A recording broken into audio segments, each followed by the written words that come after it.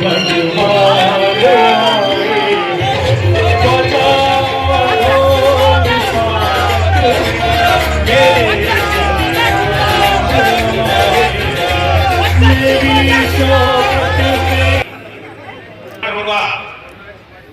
बार खड़े होके जोरदार तालियों के साथ अध्यक्ष जी का स्वागत करें। अध्यक्ष जी को जय श्री राम। अध्यक्ष जी भारत माता की, भारत माता की। साथ में हमारे जिला के यशस्वी जिलाध्यक्ष श्री राजपाल जांगड़ा जी भी मौजूद हैं और पूरी जिले की जितनी भी हमारी जिला कार्यकारिणी को निवेदन करूंगा एक बार दीप प्रज्वलित करके कार्यक्रम की शुरुआत करें।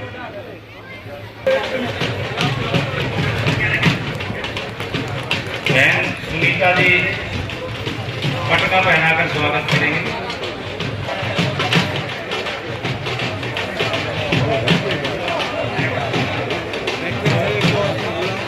व्यवस्था बढ़ाइए प्लीज, कृपया करके व्यवस्था स्टेज पे ना बढ़ाएं।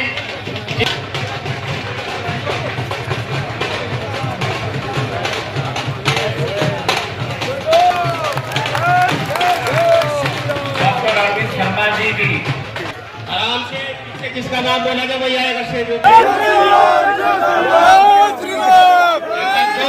तालियां बजा के एमपी साहब का स्वागत करें।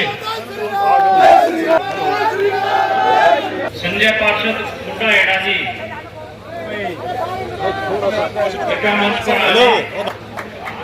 लोकसभा के संयोजक नरेश कौशिक जी का स्वागत करेंगे। आप सभी से अनुरोध है कि स्टेज पे व्यवस्था बनाए रखें। जिसका नाम स्वागत के लिए बोला जाए करवाने और करने के लिए वही आए।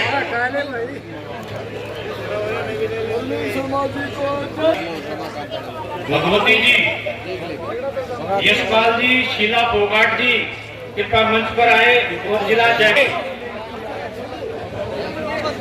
राजौरा जी और राजदेव खाना जी कृपया मंच पर आए और डॉक्टर अरविंद शर्मा जी का स्वागत करें। रमेश वाल्मीकि जी, कांता जी, सुनीता जी, रामकुमार राजौरा जी।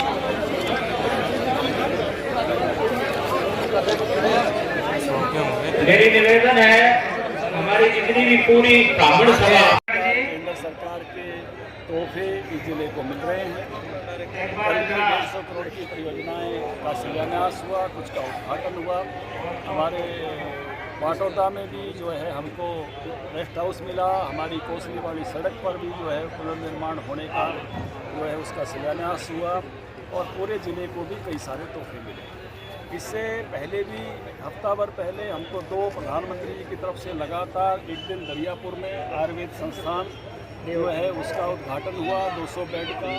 ये धोड़वाड़ी फ्लाईओवर बनने का वो एक शिलान्यास हुआ और 11 तारीख को प्रधानमंत्री जी को सबसे द्वारका एक्सप्रेस उसका द्वारका से नाम पड़ गया है। वो भादोगढ़ एक्सप्रेस वे भी है, गुरुग्राम एक्सप्रेस वो हमारे उधर से आएंगे। पाटौदा वाले तो पनौती तक भी एक्सप्रेस वे भी है और इधर से भी कोई जाएगा सोनापुर से तो उधर से भी एक्सप्रेस वे भी है। एयरपोर्ट की बहुत ही आसान होने वाली है और उसका भी 11 तारीख को प्रधानमंत्री जी उद्घाटन करने आने वाले हैं। तो हमारे ज़िले की भी ड्यूटी लगी है। कार्यकर्ता वहाँ पहुँचे, जनता पहुँचे, हमारी चुनाव जो है डिक्लेयर होने वाले डिक्लेयर होने वाले हैं, उसकी भी प्रतीक्षा जो है चल रही है। तो दोनों की घोषणा होते ही फौजें तैयार हैं। रोहतक लोकसभा के भी और बाकी लोकसभाओं के भी सभी पन्ना प्रमुख लगभग सम्मेलन पूरे हो गए हैं और जो है हमारी फौजें पन्ने पन्ने तक तैयार हैं, पन्ना समिति तक आगे बढ़ गई। धनखड़ साहब दीपेंद्र हुड्डा ने कल झज्जर का दौरा किया था, व्यापारियों से भी मुलाकात की है। उन्होंने रोहतक लोकसभा के जीत का दावा किया है और कहा है कि रोहतक लोकसभा अगर कांग्रेस जीतती है तो हरियाणा की सरकार भी कांग्रेस की होगी। देखिए, जीत का दावा तो उन्होंने 2019 में भी किया था इसलिए कोई भी पार्टी चुनाव लड़ने आएगी तो वो जीत के दावे के साथ तो आ रही है, आती ही है, लेकिन विजय तो भारतीय जनता पार्टी की है, कमल के फूल की है। मोदी जी की सरकार फिर से बन रही है, हरियाणा की 10 सीटें जा रही हैं और हरियाणा में भी तीसरी बार भारतीय जनता पार्टी की सरकार बनेगी। धनखड़ साहब, कहा नए चेहरों को मौका दे सकती है भाजपा अब की बार लोकसभा चुनाव में? देखिए, वेट करिए टिकट का, और जो चेहरे आएंगे आप सब छापेंगे उनको। तो सर वो तो गठबंधन ये निर्णय केंद्र करता है, लेकिन अभी जो हमारी डिस्कशन हुई है टिकटों पे, वो 10 की 10 हम भारतीय जनता पार्टी की ही जो है सूची वहाँ हमसे डिस्कस हुई है। तो ये निर्णय प्रदेश की का तो निर्णय ये नहीं होता है, लेकिन जो बीजेपी हरियाणा की तरफ से जो बुला के केंद्र ने डिस्कस किया है वो 10 की 10 सीट होता है। ठीक है।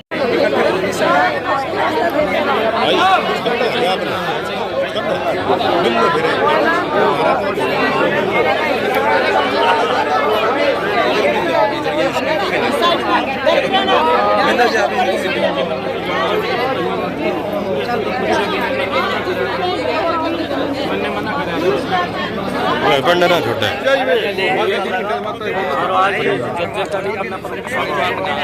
पन्ना से हमारा कार्यकर्ता नीचे बैठा है, कार्यकर्ता बैठा है। आदरणीय नरेंद्र मोदी जी की जो 10 वर्षों में जो कार्य किए हैं, ईमानदारी से मैं बधाई देना चाहूँगा नरेंद्र मोदी की सरकार को और मनोहर लाल जी की सरकार को, जो ईमानदारी से मजबूती से नीचे लोगों तक सरकार की योजना पहुंचाने का काम कर रहे हैं। हर वर्ग को मजबूत करने का काम ये पहली बार मजबूती से नरेंद्र मोदी की सरकार ने किया है।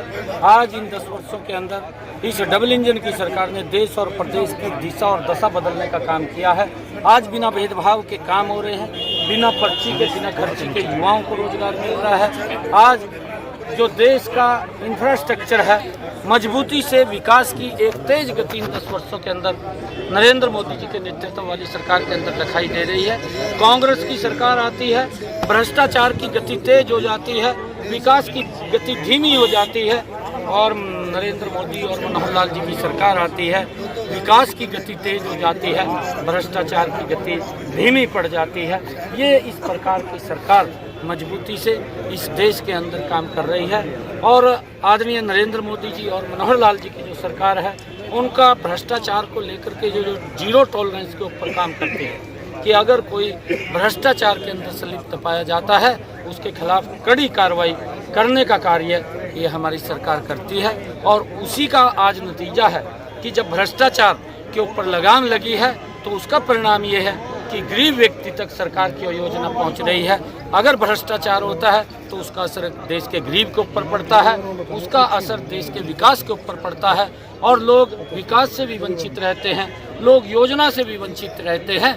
परंतु नरेंद्र मोदी और मनोहर लाल जी की सरकार के अंदर गति से देश का विकास और प्रदेश का विकास भी दिखाई दे रहा है, और लोगों तक दूर दराज बैठे हुए जो पात्र व्यक्ति है उस तक सरकार की योजना का लाभ भी डायरेक्ट उसके खाते के अंदर पहुंच रहा है। लोकसभा उम्मीदवार अभी तय नहीं हुए हरियाणा में बीजेपी के। अनुराग ठाकुर कह रहे हैं कि बीजेपी के पसीने छूट रहे लोकसभा तय करने में, क्या कहेंगे? पसीने तो किसके छुड़वाएंगे आपको, उसको पता चल जाएगा। ये हरियाणा प्रदेश के लोग हैं जो ये बात आम आदमी के लोग बोलते थे कि हम कट्टर ईमानदार हैं, हमारी पार्टी कट्टर ईमानदार है। कांग्रेस से भी 4 कदम की भ्रष्टाचारी निकली, इतने उसके मंत्री जेल के अंदर हैं, उप मुख्यमंत्री भ्रष्टाचार के अंदर जेल में है, स्वयं केजरीवाल भी लुक दावा फिर रहा, कभी कहीं लुकता है, कभी कहीं लुकता है। अगर आप साफ हैं, आपका दामन साफ है, तो आप जाकर के आप बताइए, आप बता सकते हैं कि मेरा कहीं पर भी मैंने भ्रष्टाचार नहीं किया। अगर भ्रष्टाचार किया है तो पूछेगा तो कोई ना कोई। यहाँ पर ये सब स्वतंत्र है, क्योंकि इस भ्रष्टाचार का असर मैंने कहा है वो गरीब व्यक्ति के ऊपर पड़ता है। इस भ्रष्टाचार का असर विकास के ऊपर पड़ता है, विकास की गति भी धीमी होती है और लोगों को भी सुविधा नहीं मिलती, उन सब के ऊपर असर पड़ता है। परंतु जब भ्रष्टाचार नहीं हुआ है तो बताना चाहिए, अगर हुआ है तो उसके खिलाफ फिर सारी कार्रवाई। हर घर कांग्रेस कल दीपेंद्र हुड्डा झज्जर में थे, अभियान की शुरुआत की है, आज जो है रोहतक में ऑटो में घूम रहे हो। देखिए, अगर ये काम करते, ये भ्रष्टाचार न होता जो इनके कार्यकाल के अंदर हुआ है। और आज आप लोग देख रहे हैं, मैंने अभी हाथ खड़ा करवाया था, आपने अगर कैप्चर किया होगा इसी हमारे कार्यकर्ता सम्मेलन के अंदर जब मैंने कहा कि आज लिस्ट आई है कितने परिवार के अंदर बच्चे लगे हैं और 20-25 लोगों ने इसके अंदर हाथ खड़ा किया है कि मेरा भी बच्चा लगा है, मेरा भी बच्चा लगा है, बिना पर्ची के बिना खर्ची के लगा है। ये कांग्रेस की सरकार में संभव नहीं था।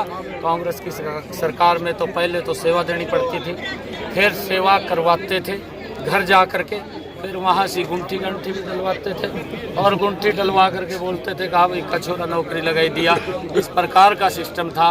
परंतु आज मनोहर लाल जी के कार्यकाल में ना तो कोई गुंठी डलवाता है, ना किसी का कोई पैसा लगता है, बिना पर्ची के बिना खर्ची के युवाओं को रोजगार मिलता है। मैं सभी आज जो बच्चे आज सिलेक्ट हुए हैं उन सभी बच्चों को मैं बहुत बहुत बधाई और शुभकामनाएं देता हूं।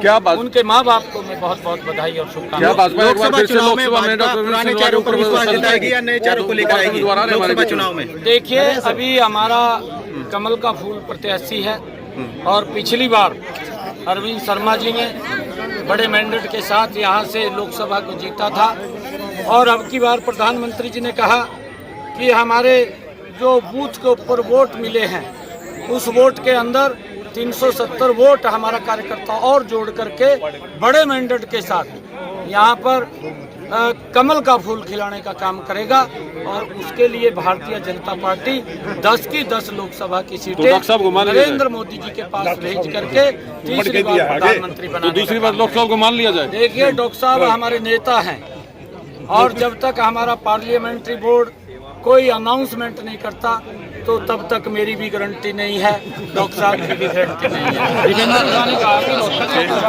है। अब ये एक कहावत है कि आवा चुक्की डूमनी गावाड़ पताड़, इनने 10 वर्ष तो भ्रष्टाचार में निकाल दिए। 10 वर्ष तो युवाओं का विश्वास उठ चुका था इनकी सरकार के ऊपर से कि भाई नौकरी पढ़ने से नहीं, नौकरी तो पैसे से मिलेगी, नौकरी तो किसी का चक्कर काटने से मिलेगी। परंतु आज वो विश्वास मनोहर लाल जी ने युवाओं के अंदर कायम किया है, उस विश्वास को भरा है। आज हम देखते हैं कि हमारा युवा मेहनत करता हुआ दिखाई देता है, आज पढ़ता हुआ दिखाई देता है। इनके कार्यकाल में वो पढ़ता हुआ दिखाई नहीं देता था। आज मजबूती से युवाओं का जो विश्वास बढ़ा है तो इस सरकार के प्रति बढ़ा है और आने वाले समय के अंदर 10 की 10 सीटें और विधानसभा के अंदर भी बड़े मैंडेट के साथ मैं आपको बता रहा हूँ कि अब की बार 75 पार होंगी। 75 पार से ज़्यादा सीटें हरियाणा के अंदर आएंगी। ये हरियाणा की जनता के मैं चेहरे को पढ़ करके कह रहा हूँ, हरियाणा के जो युवाओं का जोश है, जो महिलाओं का उत्साह है, मैं उस आधार के ऊपर ये बात कह रहा हूँ कि हरियाणा ने भी इस बात को तय कर दिया है कि डबल इंजन की सरकार मनोहर लाल जी के नेतृत्व में तीसरी बार बनेगी। सर, आपने पढ़ाई की बात की है, स्कूली स्तर पे देखा जाए परीक्षाएं चल रही है, धड़ल्ले से नकल चल रही है, क्या कहना चाहिए? देखिए, इस प्रकार का अगर कहीं पर भी हमारे संज्ञान के अंदर मामला आता है उसके खिलाफ सख्त कार्रवाई वो होती है और सरकार उसके लिए सचेत है। परंतु हमारे बच्चे मेहनत कर रहे हैं, मेहनत करके परीक्षा दे रहे हैं। ठीक है सर।